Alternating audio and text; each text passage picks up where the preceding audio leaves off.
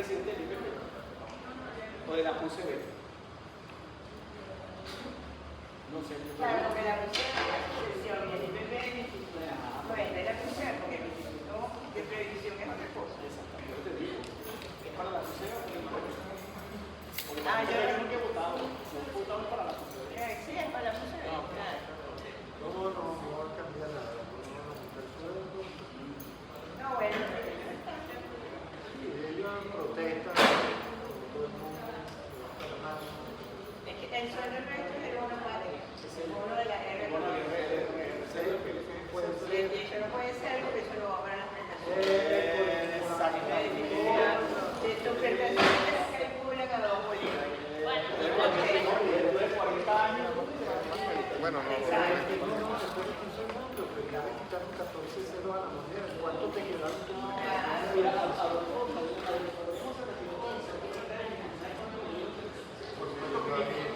y firmó y aceptó. 100 bolívares. 100 bolívares.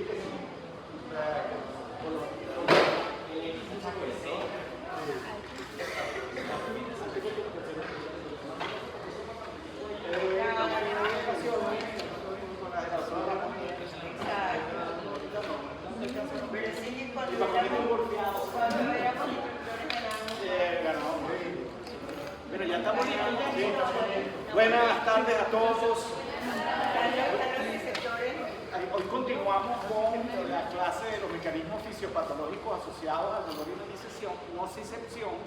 Y habíamos quedado aquí en esta lámina donde está el escorpión con los diferentes receptores para la señal nociceptiva, que incluía receptores térmicos para el calor, receptores térmicos para el frío, receptores mecánicos y receptores para iones. Y a su vez teníamos un tipo de receptor que es de un potencial de resistencia transitorio, por eso se llaman TRP, que es el receptor denominado vaniloide, porque se caracterizó con la esencia de vainilla. No sé por qué utilizaron esencia de vainilla, no me pregunten eso. El asunto es que caracterizaron el receptor con la esencia de vainilla y es el receptor que une el factor de desarrollo del nervio. Es bien importante porque el factor de desarrollo del nervio es uno de las citocinas o de los péptidos más importantes que hay relacionado con el desarrollo de dolor crónico. El factor de desarrollo del nervio es el que genera en médula espinal y a nivel del sistema nervioso central nuevas vías y a su vez la activación en médula espinal del factor de desarrollo del nervio induce degeneración de los circuitos inhibitorios. De allí que el dolor crónico constantemente esté disparando neuronas ON y esas neuronas ON estén llevando la señal al sistema nervioso central y el dolor se hace constante. De ahí la importancia del factor de desarrollo del nervio y los diferentes tipos de receptores. Recuerden que el alacrán se utilizó para caracterizar canales de sodio, el veneno del alacrán. Se utilizó para caracterizar canales de sodio dependientes de voltaje, dado que se une a las unidades alfa del canal de sodio dependiente de voltaje, hace que el canal de sodio permanezca abierto constantemente y despolarizando, mandando espigas de despolarización, y cierra el canal de potasio, evitando que el potasio salga y pueda repolarizar y volver a la membrana a su potencial de reposo. Eso es lo que hace el veneno de escorpión, ¿está bien? Aparte que tiene una cantidad de efectos importantísimos en liberación de neurotransmisores, etc. Nosotros trabajamos mucho tiempo con eso, con el doctor Borges, la profesora Catiusca Sarabia, también ha trabajado con veneno de escorpión, el doctor Marcelo, y publicamos en varias revistas de prestigio trabajos relacionados con la pancreatitis inducida por el veneno de escorpión Titius surianus y Titius discrepans, que son dos especies venezolanas. La siguiente diapositiva, por favor. Tenemos aquí Mecanismos moleculares asociados a la nocicepción. y tenemos Los tres terminales sinápticos. hay tres terminales sinápticos ahí, sobre todo los que van a piel, ¿no? Y van los elementos de prostaglandinas, lo que tiene que ver con receptores. Esta diapositiva básicamente la traía a colación por el hecho de que en los terminales hay en el axón observamos diversos canales, ¿no? Sí. Ok, esos son los canales de sodio dependientes de voltaje que yo les comenté en la diapositiva anterior. Hay dos tipos de canales, no dos tipos de canales, hay, digamos, dos grupos de canales, vamos a llamarlos así. Los que son sensibles a tetrodotoxina y los que son insensibles a tetrodotoxina. Mientras el canal sea sensible a tetrodotoxina, eso significa que el dolor puede ser modulado. Pero cuando el canal pierde su sensibilidad a tetrodotoxina, la modulación en la señal nociceptiva es mucho más difícil. La tetrodotoxina es una toxina que se extrae del pez globo japonés y es un bloqueante irreversible de los canales de sodio dependientes de voltaje de todo el organismo, un veneno extremadamente potente. De hecho, los japoneses retan a la muerte comiendo el pescado crudo, el pez globo japonés, y viendo a ver si se muere o no. Ganas de masoquismo, pues, diría yo. Pero aparentemente es muy delicioso el pescado ese preparado como lo preparan los japoneses crudo, así tipo sushi. Y agarran y se comen ese pescado para matar la muerte porque tiene altas concentraciones de tetrodotoxina en condiciones naturales.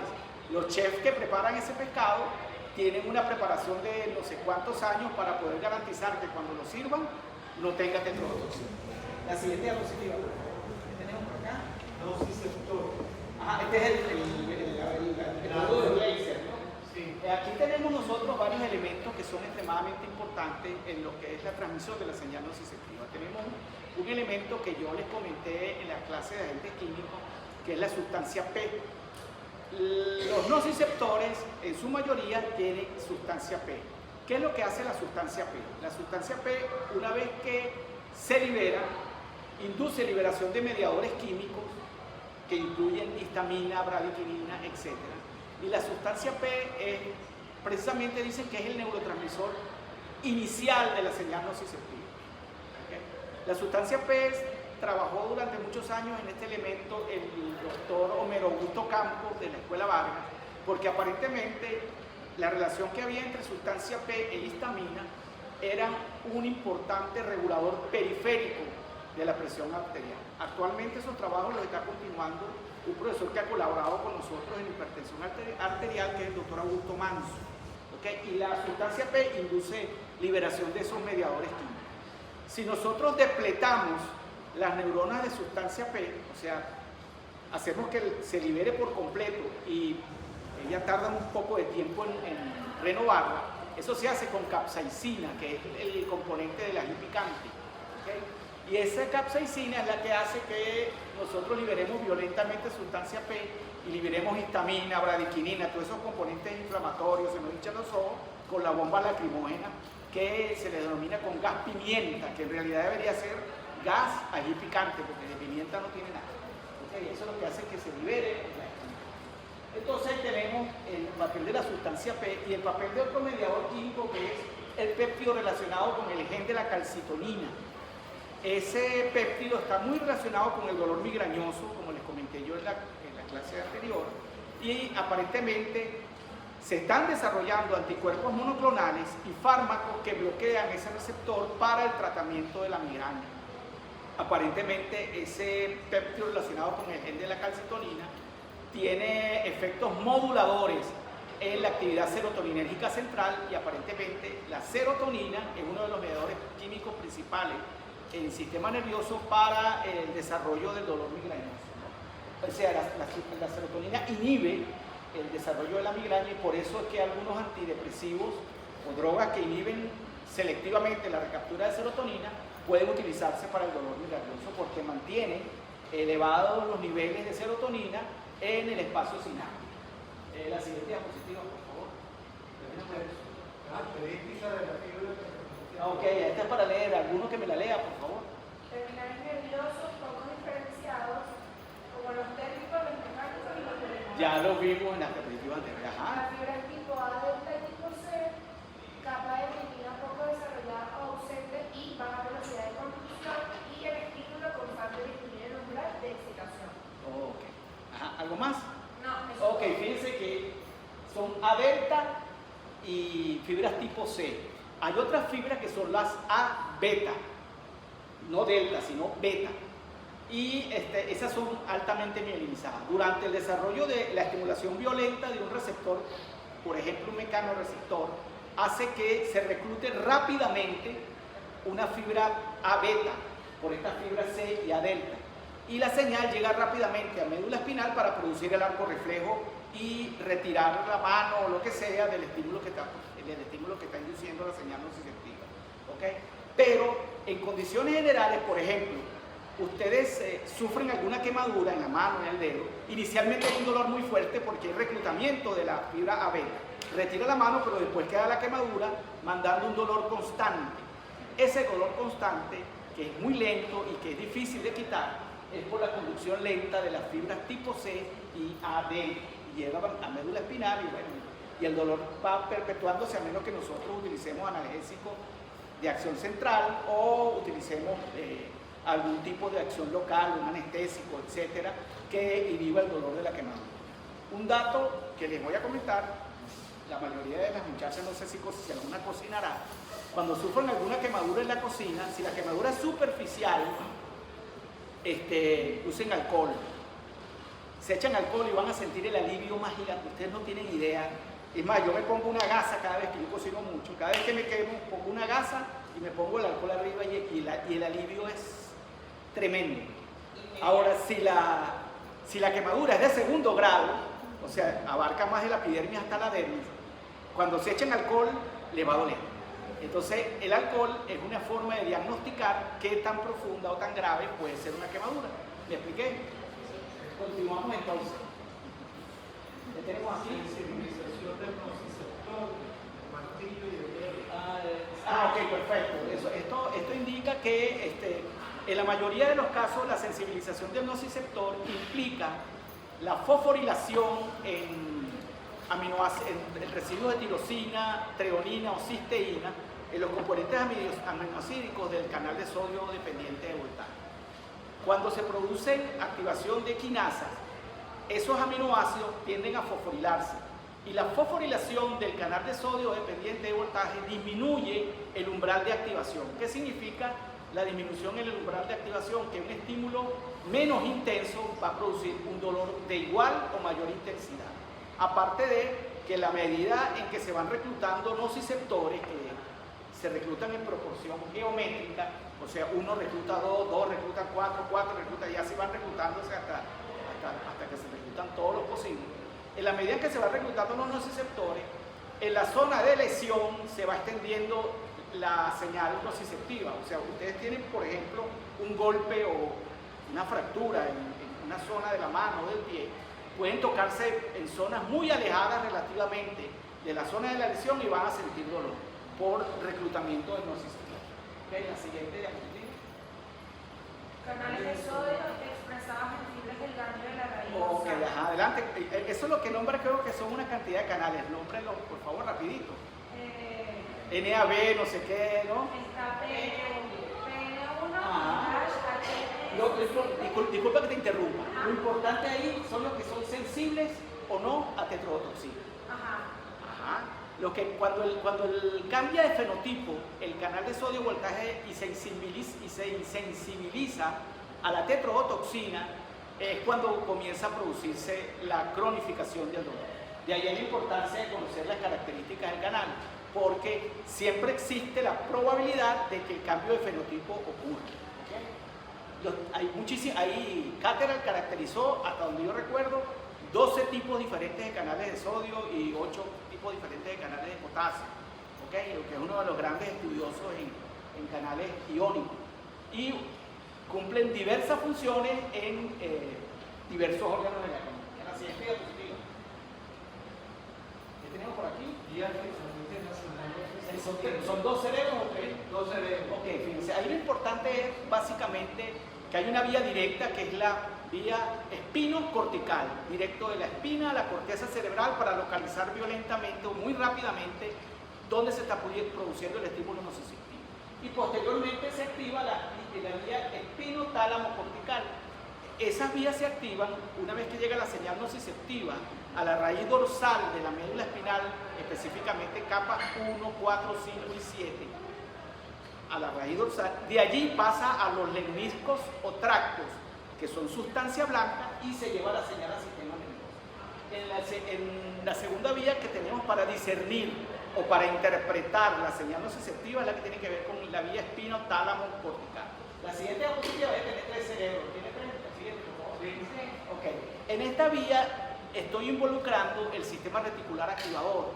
El sistema reticular es el que tiene los pares craneales.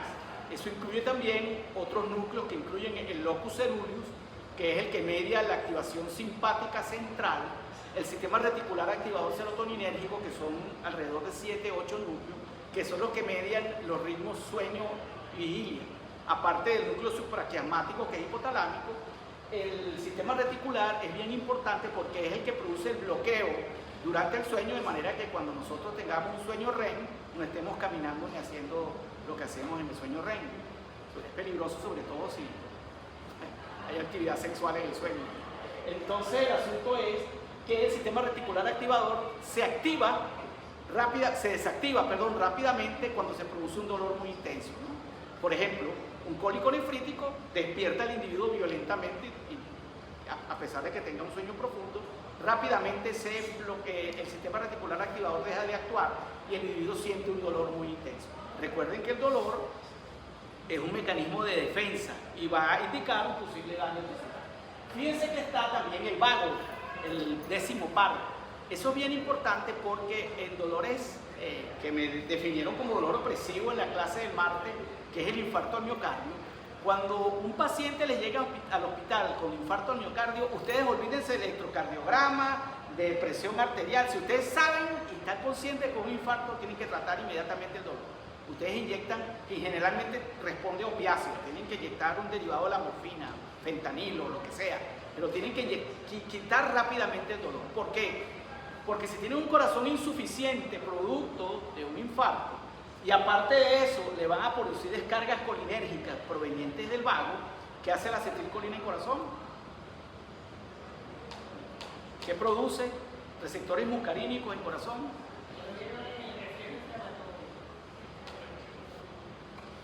Los receptores muscarínicos en corazón producen bradicardia. O sea, si tú tienes un corazón, si tienes un infarto al miocardio y aparte de eso vas a poner el corazón a latir más lentamente, el individuo por supuesto que entra en colapso. Exactamente, el shock neurogénico. De hecho, un altísimo porcentaje de los infartos van a terapia intensiva y desarrollan edema cerebral. Y básicamente es un edema que se produce producto de la isquemia como consecuencia del infarto. Una hipotensión, un shock neurogénico, el individuo desarrolla edema y va para la terapia intensiva por un infarto. ¿Okay? Entonces, lo primero que tiene que hacer el médico tratante antes de ponerse a buscar un electrocardiograma es quitarle el dolor al paciente. Y se lo quita ahí no hay por dónde coger, hay que quitárselo con un opiáceo o con un opioide. ¿Okay? Morfina o cualquiera de esos derivados. Okay. Exactamente. ¿Qué les puedo decir? La siguiente diapositiva, por favor. ¿Qué tenemos aquí? Bueno, básicamente aquí lo que yo trato de mostrar en esta diapositiva es que al final de la misma hay una serie de núcleos que incluyen los sistemas S1, S2 de corteza cerebral y la amígdala cerebral. La amígdala tiene que ver con reacciones de agresividad. Generalmente el individuo cuando está sufriendo un tipo de dolor, ya sea agudo o crónico, la agresividad tiende a aumentar. Supongamos que ustedes están en una cola, qué sé yo, en un supermercado, lo que sea, y alguien les llega y les mete un alicate de presión aquí en la barriga, ustedes no van a ver quién ustedes van a voltear si van a darle el mandarriazo, meterle una mano como sea, ¿ok? Y eso es porque se desarrolla la agresividad cuando el individuo tiene dolor crónico, ¿ok? Generalmente, por lo menos en animales domésticos, un gato que tiene dolor crónico no lo puedes agarrar, se ponen extremadamente agresivos. La siguiente diapositiva, aquí tenemos aquí.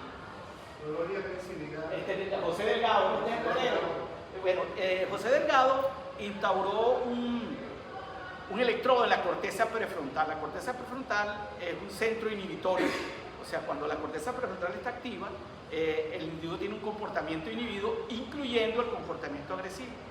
Cuando los individuos, por alguna razón, tienen un tumor o se les daña la corteza prefrontal, se desinhiben, y pueden llegar a ser también, aumenta su grado de agresividad. Están completamente desinhibidos cuando no tienen capacidad en la corteza prefrontal. José Delgado instalaba un electrodo en la corteza prefrontal del toro y el toro venía a embestirlo y en ese momento él tenía un control remoto, ¡pácata!, le daba un pulso eléctrico y el toro se paraba.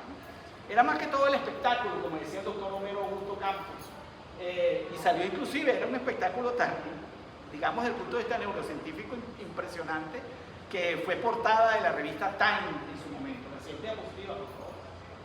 Tenemos aquí. Aquí hay una serie, es una tomografía axial computarizada con lesiones en el tálamo. El dolor talámico es un dolor insoportable y no tiene tratamiento.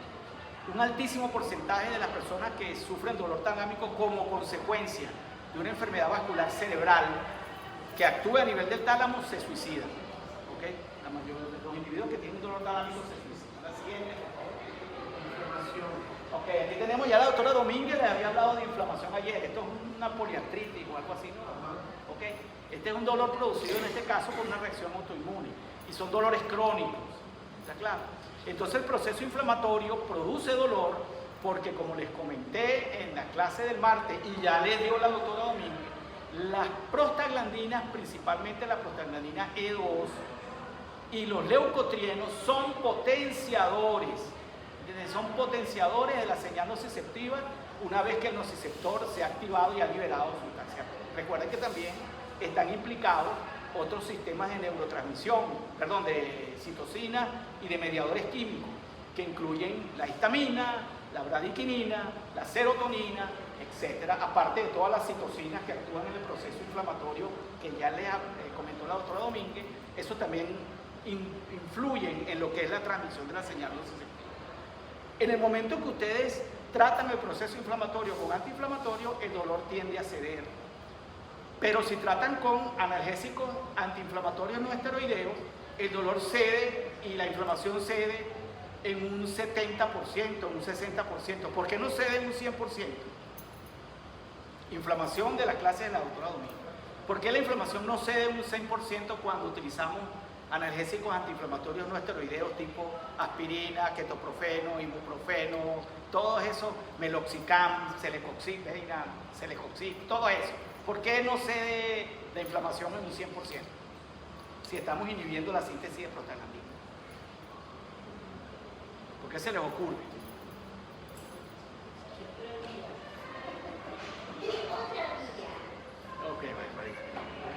Recuerden que los analgésicos no esteroideos inhiben la síntesis de prostaglandina, no de leucotrienos. Y los leucotrienos están ejerciendo su efecto. Ahora, ¿qué sí baja la inflamación casi en un 90%? Un inhibidor de la fosfolipasa 2, como son los glucocorticoides y los esteroides. Los esteroides sí la bajan bastante, mucho más que los analgésicos no esteroideos. Y sin embargo, no llegan a bajarle un 100%, porque hay otros mediadores químicos que incluyen la citocina sobre lo cual no actúan los esteroides. ¿Okay? En eso tenemos que estar claros. Exacto. ¿Qué tenemos aquí en la siguiente diapositiva? Aquí tenemos la prostaglandina. Fíjense, la prostaglandina tiene un efecto periférico.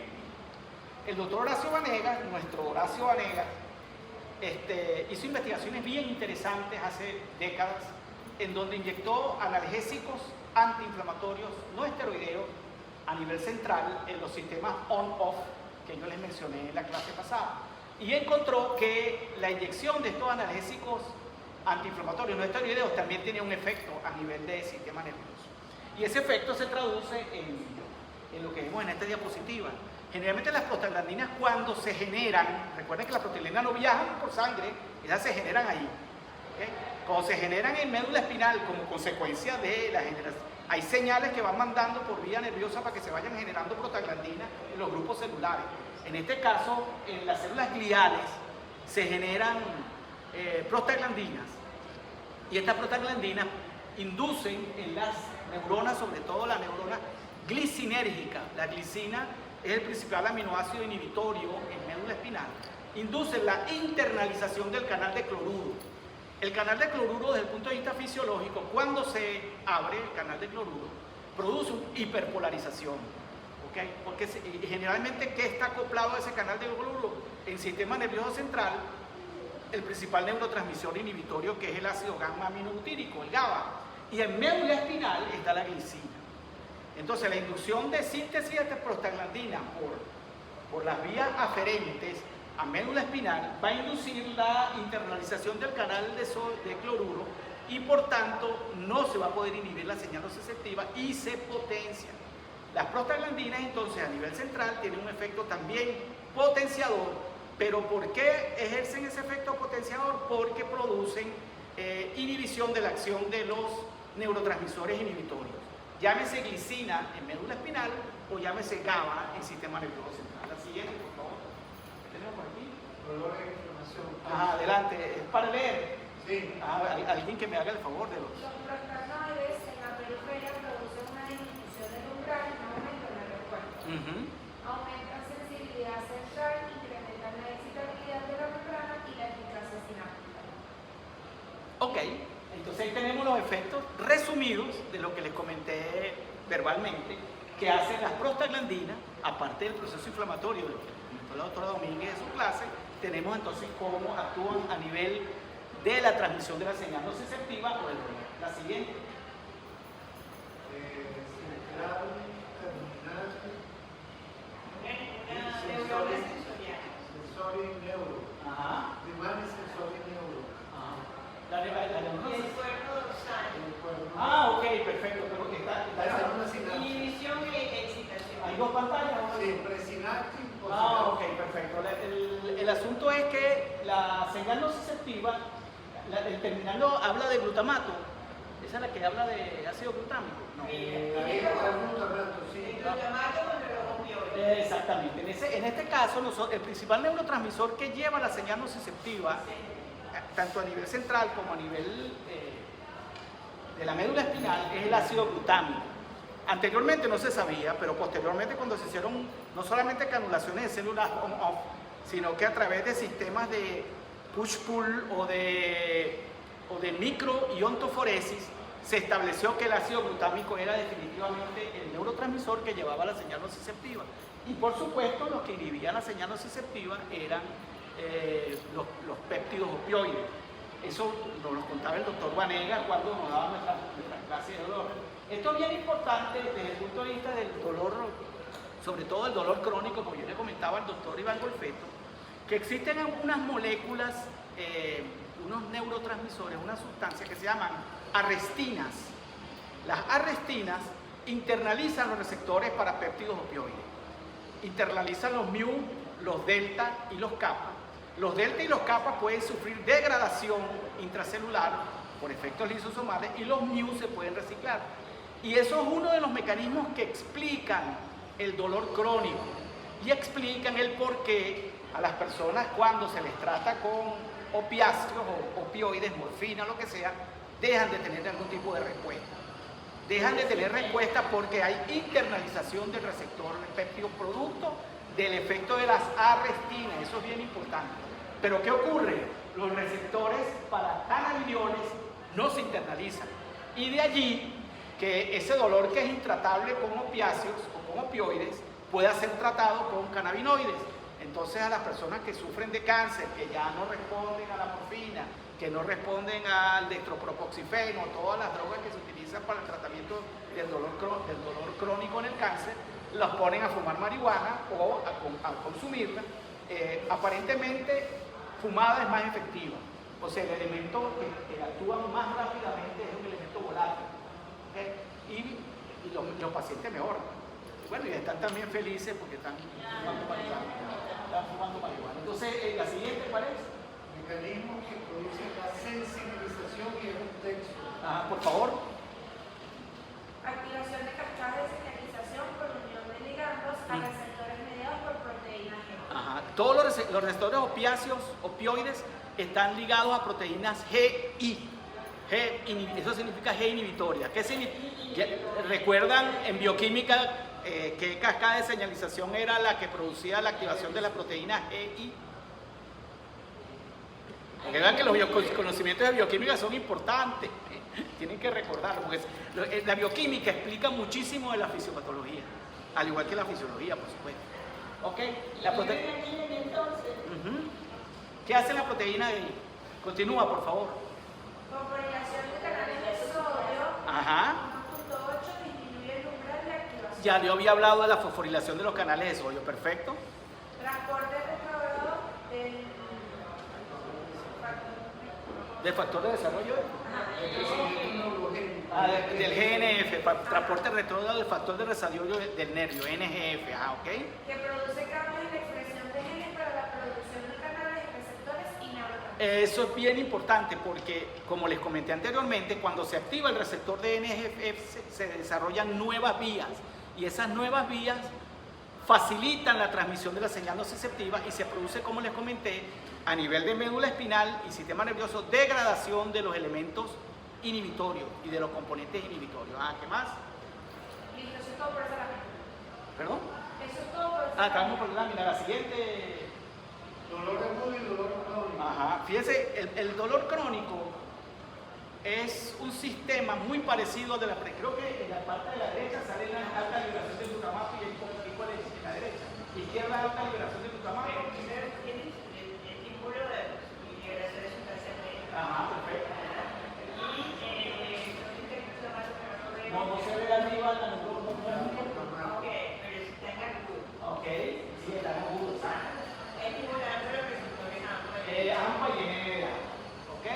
El dolor agudo se produce inicialmente por efecto glutamatérgico. Vamos para el dolor crónico al lado derecho. mientras que el dolor crónico, entonces, tiene apertura de los canales de potasio, sin liberación de potasio en el medio intracelular, correcto. Y tienes las bolitas azules, ¿no? Me parece glutamato. El azul. Sí, el azul es glutamato. El glutamato, pero ya no está haciendo nada. Y el glutamato se libera muy poco. Exacto. Mira, fíjense que hay algo que es bien importante. El dolor crónico es algo muy parecido a los mecanismos de potenciación a largo plazo. Los mecanismos de potenciación a largo plazo tienen que ver mucho con aprendizaje. Cuando ustedes aprenden la tabla de multiplicar y les dicen cuánto es 2 por 2, enseguida dicen 4 porque ya sus circuitos en el área del cerebro que tiene que ver con cálculo ya está preformado el circuito. Cuando se produce dolor crónico también se preforman circuitos que con pequeñísimas cantidades de ácido glutámico es activado. ¿Okay? De allí que el dolor, cuando se cronifica, se postula que es un mecanismo de potenciación a largo plazo. Entonces, aquí está entrando calcio, ¿verdad? Y esa entrada de calcio activa la PKC, lo cual conduce a activación del óxido nítrico sin Se genera óxido sal, nítrico. se genera óxido nítrico, La que va neuroquinina a hacer también. ¿cómo se llama? Un feedback aquí. Esa. Y va a, ¿qué dice yo? También. Guanil sintasa. Ese también es el receptor de neuroquinina, NK1. Ese receptor de neuroquinina es bien importante porque es el que activa todos los mecanismos que le comentó la doctora Domínguez. ¿Okay? Los receptores de neuroquinina, una neuroquinina, la sustancia P es una neuroquinina. Entonces, la sustancia P se une a su receptor, lo cual va a conducir a activar factores de transcripción. Por ejemplo, CEFOS. Genes de activación temprana. El CEFOS es una proteína originada por un gen que se activa en forma temprana. Si uno quiere saber si en una hora se activaron células a nivel nuclear, uno determina CEFOS. Son unas respuestas muy rápidas. Claro, recuerden que, como yo les decía, en una célula que puede contener triángulos, porque las sustancias P sí se pueden hacer. Sí. Igual que la Es un histamina. neurotransmisor. Ajá, igual que la histamina. Y la histamina igualmente. Sí. Pero hay otros que son de novo. Entonces, hay otras proteínas, en este caso, por supuesto que la histamina no es una proteína, pero hay otras que son proteínas como las citoquinas, El factor de necrosis no tumoral. proteínas como los prostanoides o los glicosanoides y requieren entonces la transcripción, en este caso, o sea, si uno mide ese foco, mira, está activa la transcripción de esa citoquina. Sí, en el caso de que sea una... Quiere que se abra el gen, que se exprese el mensajero, que vaya al ribosoma y que se sintetice la proteína. En el caso de la histamina, como dice la doctora Domínguez, que no es una proteína, sino que es una monoamina, cuando se activa a nivel genético, lo que se activa es la enzima limitante, que es la histidina descarboxilasa. Aumenta el Bmax de la enzima limitante y se sintetiza más histamina para que se libere más rápidamente. En todo caso, eso es lo que hacen en esas neuronas donde hay neurotransmisores. Por cierto que la morfina y los derivados opiáceos en un alto porcentaje inducen liberación directa de dopamina. Y es por eso que producen urticaria, y prurito. Ahora, la siguiente diapositiva. Plasticidad neural, Ajá. factores tróficos, Ajá. factor de desarrollo del nervio, factor de desarrollo derivado del encéfalo, BDNF, ajá. y neurotrofinas. Fíjense que hay algo que es bien importante. El nuevo concepto que les estoy introduciendo en este momento, o que estamos viendo de nuevo, es lo que tiene que ver con las arrestinas. Las arrestinas en el desarrollo del dolor crónico. ¿Qué hacen las arrestinas? Internalizan los receptores para péptidos opioides centrales, mu, kappa y delta.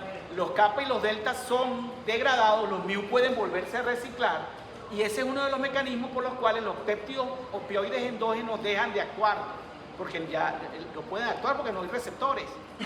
¿Okay? En el momento en que por ciertos mecanismos vuelven a expresarse de nuevo es cuando vuelven a actuar de nuevo. Fíjense que los receptores kappa y delta, aparte de los mu por supuesto, aparte de calmar la señal nociceptiva a nivel central, también tiene que ver con los cambios de comportamiento. Y esos cambios de comportamiento incluyen la euforia o el placer que se produce durante la inyección de péptidos opioides, ¿no? Dicen que la inyección de heroína, por poner un ejemplo, la heroína intravenosa, produce una sensación muy parecida al orgasmo sexual, pero que en lugar de durar varios segundos, dura 20 minutos, 30 minutos. De allí que la heroína sea extremadamente adictiva. Cuando los individuos comienzan a inyectarse heroína, ya particularmente es muy difícil que dejen la adicción. La siguiente diapositiva. Estimulan receptores acoplados a tirosina quinasa, Ajá. cambios en la expresión de canales de sodio dependientes de voltaje, en neuronas relacionadas a vías del dolor. Pues fíjense que un aspecto importante que tienen los receptores acoplados directamente a tirosina quinasa es que apenas actúa el ligando sobre el receptor, no hay necesidad de activación de una proteína G, sino que los mecanismos de fosforilación se activan directamente. ¿Qué elementos o qué sustancias tienen receptores acoplados directamente a tirosina quinasa? El factor de desarrollo del nervio es uno, y el otro puede ser, por ejemplo, la insulina. La insulina es una molécula, un péptido, que está acoplado, su receptor está acoplado directamente a tirosina quinasa. La siguiente diapositiva. ¿Tenemos por aquí? Perdón. ¿Qué tenemos por acá?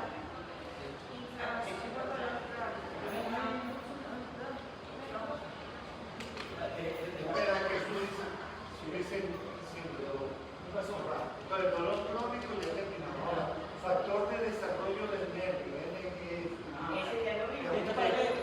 Esencial en el desarrollo del nociceptor, se une a receptores NTRK1.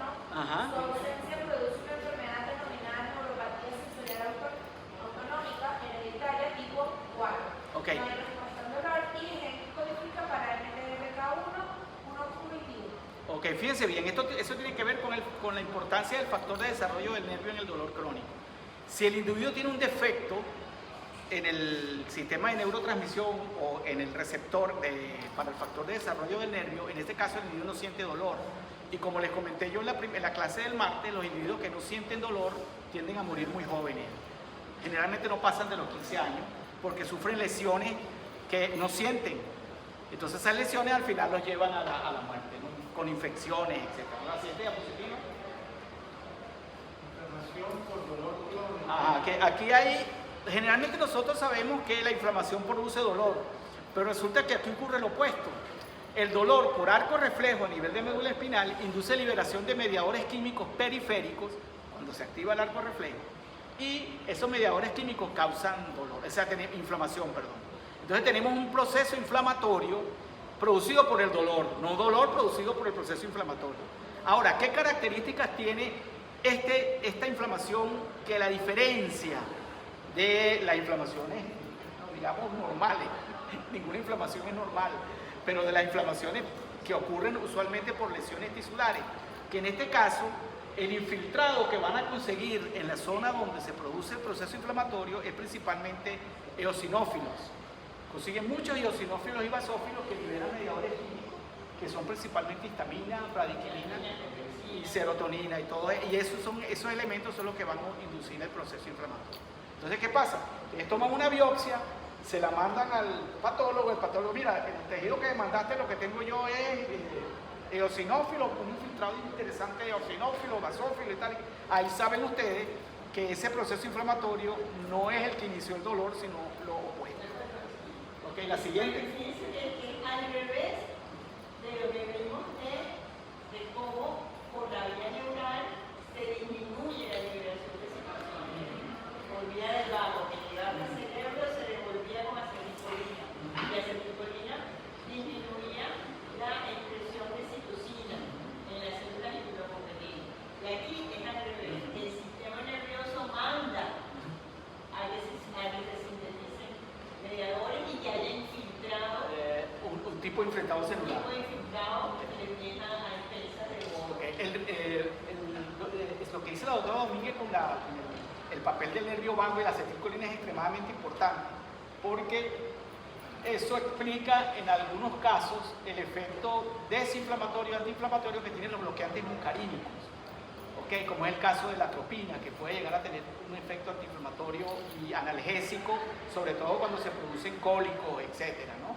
Y es básicamente, bueno, la atropina es un bloqueante inespecífico, pero el efecto que menciona la doctora Domínguez es precisamente producto de la activación de receptores muscarínicos M2, y fue principalmente donde trabajó mucho el doctor Marcelo. La siguiente. Dolor crónico. Ajá. Texto. Ok, ¿quién me lo lee por aquí, muchachos? Esclerosis tumoral, acá ahí tenemos la citocina. Y tiene un aumento en las concentraciones tisulares de NGF. Ajá. La adrenalina puede producir hiperadigesia al estimular receptores alfa-1 adrenérgicos. Eso es bien importante, porque la noradrenalina puede tener un efecto dual. Si activa receptores alfa-1 que están acoplados a proteínas GS, produce dolor. Pero si activa receptores alfa-2 que son reguladores, produce analgesia. De hecho, drogas agonistas del receptor alfa, o sea, que activan el receptor alfa-2 adrenérgico, pueden ser excelentes analgésicos. Tal es el caso de la clonidina, por poner un ejemplo. La clonidina es un agonista alfa-2 adrenérgico y tiene un efecto analgésico bien interesante, muy diferente a todo el resto de los analgésicos por activación de esos receptores. Ajá, ¿qué más? Ajá, y activación, activación de receptores alfa-2 adrenérgicos tiene un efecto opuesto. No, claro, de los alfa-1. ¿Qué fue lo que dijo el doctor? Lo que acabo de decir ahorita. Ok, continuamos. Alfa-1 es algésico, produce dolor. Alfa-2 es analgésico. Ok, que es la clonidina. Ajá. La activación. Ahora, ¿qué es lo que sucede? Cuando se activa el receptor alfa-2 presináptico, como es un receptor regulatorio, se inhibe la liberación de noradrenalina. Y por eso se utiliza como antihipertensivo, porque baja sobre todo la noradrenalina central. Ajá, continuamos. ¿Qué más dice la Mira, diapositiva? el dolor crónico, texto. Ajá. Activación de células gliales en médula espinal, Ajá. nivel de especies reactivas del oxígeno derivados Eicosanoides, ok. aminoácidos excitatorios, encefalinas y NGF. Ajá. Facilita la liberación de sustancias petrolíferas Ajá. y de aminoácidos excitatorios de neuronas. Esa es la parte, estamos todavía en lo que es el dolor crónico. Recuerden lo que les estoy comentando del dolor crónico. El dolor crónico no es un proceso inflamatorio, el dolor crónico es una enfermedad. Ya está considerada una enfermedad dentro de los textos de medicina. Okay, cuando ustedes ven el dolor crónico ya es una enfermedad. El dolor agudo se puede tratar, pero ya el dolor crónico per se es una enfermedad porque hay casos de dolor crónico en donde no hay cáncer, no hay artritis, sino que el individuo le duele. Y eso se puede considerar una enfermedad. La siguiente. Dibujo con tres. Ok, perfecto. Una nube Sí, amarilla. aquí lo que yo quiero plantearles es el papel sobre todo de neurotransmisores como la serotonina.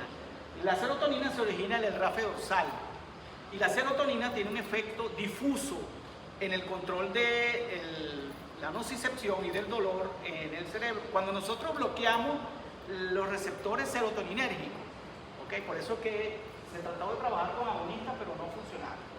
cuando se tratan de bloquear los receptores serotoninérgicos, nosotros inhibimos el efecto difuso central de la serotonina y la señal nociceptiva se exacerba. Aquí básicamente hablamos del efecto de la raíz dorsal en diversos núcleos, que incluyen el núcleo paraventricular del hipotálamo y otros elementos que están relacionados pues, en las vías neurales del sistema reticular activador. Eso es lo que yo más o menos traté de decir. Dice corteza, tálamo.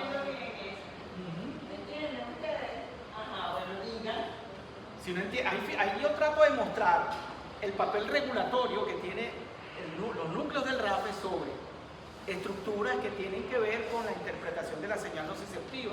Exacto, tiene tres figuras. Una que parece una nuevecita que conduce a fibras tipo C. Ajá. Y termina en corteza. Okay. Y el RDM, no sé qué. El núcleo oral del RAFE. Ok. El RAFE dorsal. ¿Okay? ¿Sabían?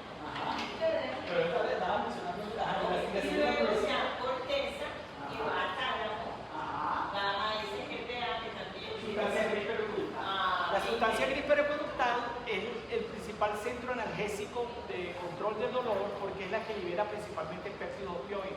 La sustancia gris periconductal es la que está en el acueducto de Silvio, en la médula espinal, alrededor del acueducto, ahí se producen los péptidos. Después de esos opioides que se están generando de la sustancia gris periconductal, tiene NRM. Ese es el núcleo del RAFE. Y luego SGPA, el RAFE medio, la M de medio. Y SGPA, esa sustancia gris, pero es verde. Y porque de acuerdo era amarillo. Ok. El asunto es el siguiente: en el núcleo del RAFE medio se genera serotonina y el núcleo del RAFE medio, esa serotonina, aparte de tener el efecto difuso que tiene a nivel del sistema nervioso central, induce la liberación de péptidos opioides en la sustancia gris periconductal. ¿Y qué es lo que ocurre? Si nosotros bloqueamos los receptores serotoninérgicos que median la liberación de péptidos opioides en la sustancia gris periconductal, estamos bloqueando la señal antinociceptiva fisiológica. La siguiente diapositiva. Con la serotonina. Sí. ¿Quieres hablar de cuestión? Yo explico eso. ¿La siguiente cuál es? Mecanismos centrales de control en un texto. ¿Qué dice alguien que me lea el texto? Sistema de analgesia endógena de péptidos opioides, Ajá. sistema serotoninérgico del núcleo dorsal del RAFE, Ajá. sistema noradrenérgico inhibidor mediado por receptores alfa-2 adrenérgicos. Perfecto. Y sistema de analgesia endógena no opioide. Ajá. En este caso tendríamos La serotonina y activadores de receptores de cannabinoides. los receptores de cannabinoides. Recuerden que los que originan los ligandos para esos receptores de cannabinoides son el alquil-araquidoil-glicerol y la anandamida, que son derivados del ácido araquidónico. ¿Está bien? La siguiente diapo, ¿cuál es? Modulación de la señal nociceptiva. Ajá. Esta es la que tiene. Esta es la de la serotonina. Sí, esto no ya tiene lo viene mismo. beneficio. ¿Ya beneficio? Ya viene No, pero yo le dije No nos queda. pero yo le dije a Jackson que me avisara cuando faltaran 10 minutos. Bueno, ahora Ok, sí. bueno. Terminamos. Bueno, vamos a La ver. derecha encuentra la serotonina. Pásame la siguiente diapositiva, que esto es lo mismo de la diapositiva anterior, pero en dibujo. ¿Cuál es esta? Esta es modulación de la señal nociceptiva. La siguiente. La siguiente es un niño que se Esa es la que yo les quiero mostrar. Este aparato que tienen aquí es un autorregulador. Ustedes se van dando el pulso de opiáceos para no sentir dolor. Pero ¿qué pasa? En el momento en que esos opioides comienzan a actuar en el bulbo raquídeo, en el núcleo del tracto solitario, en el área postrema, el individuo comienza a vomitar. Entonces, cuando comienza a vomitar, le dan una droga que se llama ondansetron, que es bloqueante del receptor 5-HT3. Al bloquear la serotonina, el receptor 5-HT3, se dejan de generar péptidos endógenos y el individuo comienza a sentir dolor a pesar de que se está dando con el sapito. Entonces, el propio médico le quita el efecto analgésico. ¿Estás vomitando? Es decir, no hay interacción desde el punto de vista neuroquímico y el médico, bueno, no sabe. Ahí también a la larga trabajaría en las Argentinas, ¿no? Sí, la retina está trabajando. Exactamente. La siguiente diapositiva es la última. Miren, acá es básicamente cuando John Warren dio la primera anestesia en el Hospital General de Massachusetts con cloroformo. En esa época los cirujanos se vestían con batas negras para que no se les viera la sangre. ¿Ok? Y no había, cuando se descubrió la anestesia, la mortalidad en los hospitales aumentó exponencialmente porque antes de que no se había descubierto la antisepsia todavía. Entonces los cirujanos podían hacer lo que les daba la gana en las vísceras. Entonces, esta es una gráfica que trata cuando se venció el dolor por John Warren, y el descubridor fue un odontólogo, Horace Wells, y el que lo diseminó fue un químico que se llamaba William Morton. Bueno, muchísimas gracias, muchachos.